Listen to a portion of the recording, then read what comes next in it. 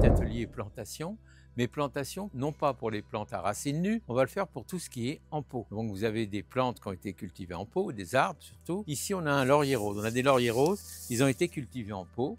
Donc jusque-là, ils sont bien, mais ils commencent vraiment à se gêner. Maintenant, il va être temps soit de choisir de les rempoter dans des bacs beaucoup plus gros, soit de les mettre en pleine terre. Moi, j'en ai qui sont en pleine terre. Il y a une période d'adaptation. Ça dépend dans la région à laquelle vous êtes. Évidemment, si vous êtes dans une région où il n'y a pratiquement pas de gel, le laurier rose tiendra très bien. Si vous êtes dans une région où le gel est à craindre l'hiver, il faudra les protéger un peu. C'est surtout la neige qui les abîme, hein. Si on doit transplanter une plante qui a vécu en pot, il y a quelques soins à prendre pour avoir un maximum de chances de reprise. Donc ici, vous voyez ce laurier rose, mais ça pourrait être toutes sortes d'arbres fruitiers ou autres. On va le retirer de son pot. Alors parfois, il va venir tout seul, d'autres fois, il ne viendra pas. Donc s'il ne vient pas bien, il faudra couper le pot. Plutôt que de tout désosser la motte, on prend un cutter et on coupe. On coupe, le pot est condamné, mais dans ces cas-là, il vaut mieux condamner le pot plastique que la plante. Il se trouve que celui-là, il va venir facilement. J'avais regardé avant, donc vous voyez, il est là. Mais qu'est-ce qu'on constate? Vous voyez, on constate que les racines, elles ont tourné, on appelle ça chicoter. Chicoter, ça veut dire qu'elles ont tourné dans le pot, tourné.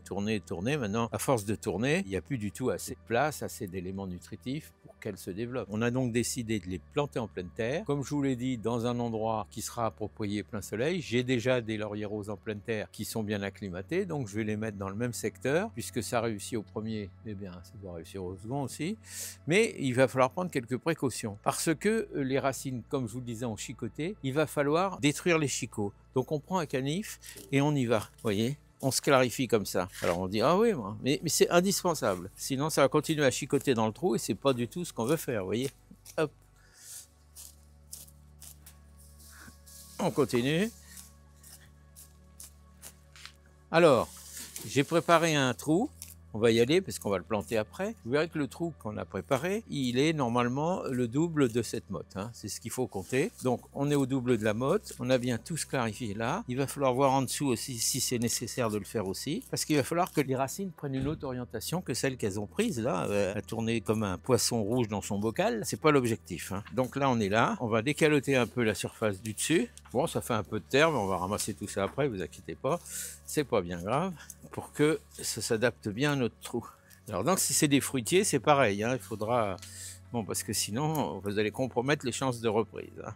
Donc ici, on a réduit un peu la motte, on a surtout rafraîchi les racines pour leur donner un peu plus envie d'aller s'extérioriser.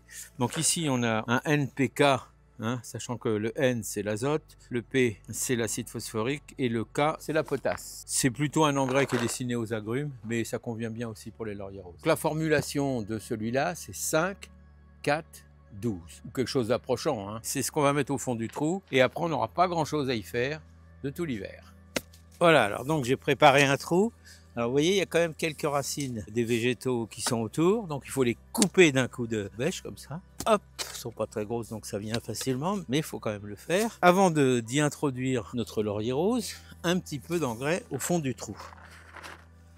Donc l'engrais, pas besoin d'en mettre des tonnes, mais suffisamment pour favoriser la reprise qui aura lieu au printemps, puisque là il ne va pas se passer grand chose pendant l'hiver. Donc ça y est, notre laurier rose a pris sa place dans son trou. Il n'y aura plus qu'à reboucher le trou pour faire en sorte qu'il soit à sa place définitive. Alors ce que je voulais vous dire aussi pendant ce temps-là, c'est que le laurier rose, joli, ça pousse dans le sud, c'est pas fragile, ça garde ses feuilles, mais ça a un inconvénient majeur que vous devez connaître. C'est un arbre toxique. Les feuilles sont toxiques, les fleurs sont toxiques, les racines sont toxiques. Elles sont plus que toxiques, elles sont même mortelles. Alors il faut le savoir, hein, parce que les enfants et tout ne font pas la différence. Même des adultes pensent que les feuilles de laurier thym ou laurier sauce, c'est la même chose que le laurier rose, ce qui n'a rien à voir. Alors c'est un peu dommage que ça porte le même nom en partie, parce que c'est source de confusion bien sûr. Donc le laurier rose, très joli, très costaud, tout ce qu'on veut, mais c'est toxique. Donc il est hors de question d'en consommer évidemment. Une petite anecdote quand même au passage, j'ai eu vent de gens qui avaient fait un barbecue avec des branches de laurier rose qui avaient été coupées. Et ben ils se sont intoxiqués simplement en utilisant les branches séchées du laurier rose, qui donc a pollué la viande qui faisait cuire. Donc pensez à ça, c'est à proscrire quand même. C'est joli, mais il faut faire attention et aux enfants et même aux animaux, parce que Je sais qu'il y a eu aussi des cas d'animaux malades, des chevaux qui avaient mangé du foin, mais dans le foin, il y avait également des branches de laurier rose. Ça a perturbé, ils sont pas morts les chevaux, mais ils ont été malades. Donc oui, parce que c'est toxique. J'ai choisi cet endroit, je vais vous le montrer, parce que j'en ai déjà un autre là, qui est là maintenant depuis 2-3 ans, et qui, ma foi, va bien, quoi. Même si au début, il a eu un peu de mal à s'acclimater, parce qu'en fait, c'est un problème d'acclimatation, hein. À la base, c'est quand même une plante méditerranéenne qui pousse sous des climats beaucoup plus favorables. Et ben ici, ça y est, ils sont habitués. On en voit d'ailleurs dans les jardins. Ils ont vécu le froid, ils sont acclimatés, quoi, en fait, hein. Ben maintenant, ils n'ont plus qu'à se développer. On va les tailler. Et on fera attention aux branches de ne pas les mettre n'importe où, hein, parce que justement, les raisons que je viens de vous donner. Donc je finis par terminer mon rebouchage. Voilà une petite précision. Donc vous avez vu le laurier rose, je vous ai expliqué pourquoi il fallait s'en méfier. Surtout ne pas le confondre avec celui-là, vous voyez. Ça c'est le laurier thym, ou laurier sauce. C'est avec ça qu'on fait les sauces, qu'on fait les pâtés, qu'on fait toute la cuisine. On utilise ces feuilles-là. Mais elles sont assez proches, hein. Alors la grande différence, c'est pas tout à fait le même vert, il est un peu plus clair et tout, mais quand on les met l'un à côté de l'autre, on arrive à voir quand même une différence. Eh bien, alors il y a l'odeur aussi, bien sûr. Le laurier thym, lui, il a une odeur qui est significative, hein, évidemment.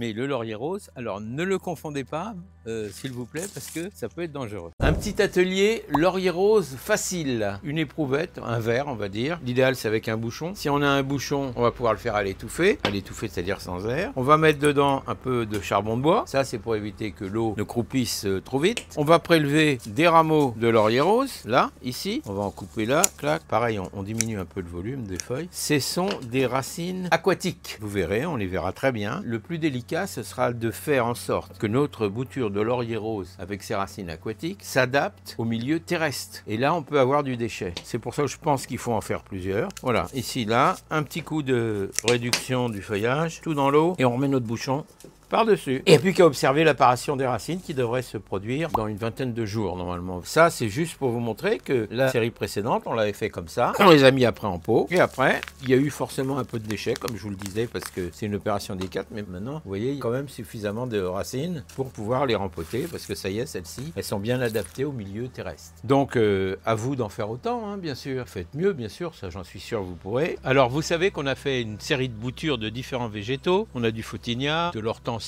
du figuier, des lauriers roses, de l'hibiscus, etc. Beaucoup d'entre vous m'ont dit: qu'est-ce qu'on en fait cet hiver? Alors cet hiver, et ben voilà, là c'est l'automne, elles sont encore en train de s'enraciner, mais on va les mettre dans un endroit un petit peu à l'abri. Donc vous voyez, j'ai fait un coffre là, avec 4 bouts de bastin. On va les poser là, on va tout mettre là, on remettra des feuilles, parce que c'est pas les feuilles qui vont nous manquer. On va mettre des feuilles autour pour les protéger un peu, elles vont passer l'hiver ici. On va hiverner nos boutures. Hiverner, ça veut dire on va les laisser dehors pour qu'ils s'endurcissent, qu'elles continuent de s'enraciner. Mais si l'hiver est quand même très froid, ça c'est une chose qu'on ne sait pas, on va les protéger quand même. Alors pour les protéger, vous voyez, j'ai fait un petit entourage juste avec des bouts de bassin tout au bout pour bien délimiter où ils allaient être stockés. C'est des feuilles. Et ça, c'est pas les feuilles qui manquent. Donc si on a de la paille, eh ben, on peut mettre de la paille aussi bien, hein. Donc je vais mettre tout ça, ça les protège bien. Parce que le froid, c'est souvent par les racines qu'il est le plus virulent. Si on a bien protégé le tour des peaux, on devrait être bien. On les laisse là, elles vont s'endurcir, s'enraciner. Et en attendant, je vous invite à en faire autant, de vous abonner si ce n'est fait sur TikTok et sur YouTube, bien sûr.